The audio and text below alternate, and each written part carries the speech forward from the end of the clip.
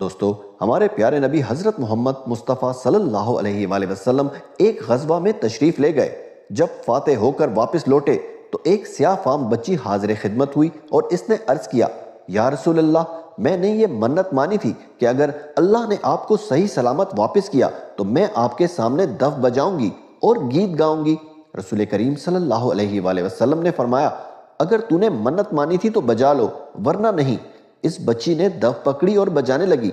इतने में हजरत अबू बकर सिद्दीक रजी अल्लाह अन्हु तशरीफ लाए तो वो बजाती रही। फिर हजरत अली करम अल्लाह वजो तशरीफ लाए तो वो बजाती रही। फिर हजरत उस्मान गनी तशरीफ लाए तो वो बजाती रही। इसके बाद हजरत उमर रजी अल्लाह अन्हु तशरीफ लाए तो बच्ची ने इनको देखते ही दफ को जमीन पर फेंक दिया और खौफ और डर के मारे वहीं पे बैठ गई। इस पर रसूल करीम सल्लल्लाहु अलैहि वसल्लम ने फरमाया, ए उमर, शैतान तुझसे खौफ करता है। सुभान अल्लाह।